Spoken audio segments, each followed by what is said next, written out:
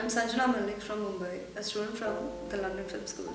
This film, Peak 15, is my graduation short film. Peak 15 is a story of a British Indian Nikhil who travels to India for the first time after he gets the news of his father's death.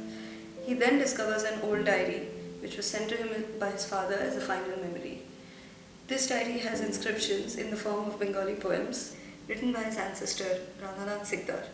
I want to use this film to subtly bring out the true story of Radhanath Sikdar, an Indian mathematician who was the first to calculate the height of Mount Everest. Over the years, his work got lost and unrecognized. I visited a few prop houses, that was a treat, but couldn't locate the right props and stuff. So I went on a prop hunting spree across the Thief Market here in Bombay, Crawford Market, and still I couldn't find the right props. So came down to my crafty hands. I had to make like a leather journal which was supposed to be around 200 years old. That was a really nice learning experience. I play Nikhil in Peak 15, which is a story about a man who makes a journey back to Darjeeling when his father passes away.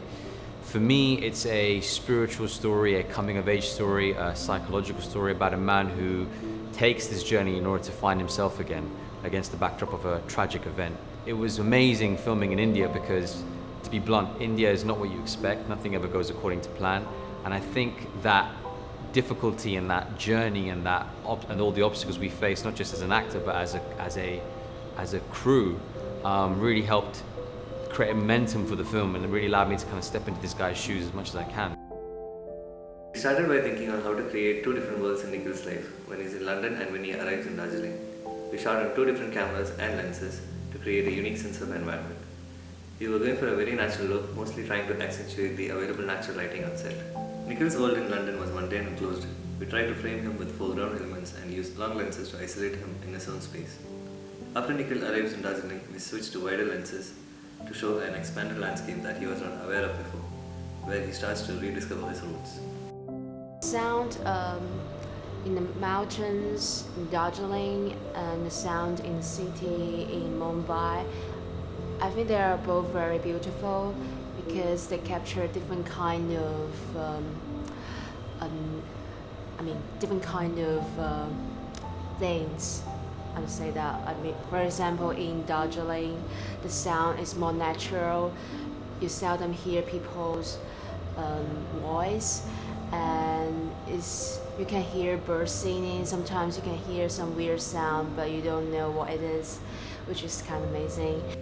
I've never played a character of that kind, to be honest, and it gave me a kind of a freshness, a respite from all the other characters that I've played.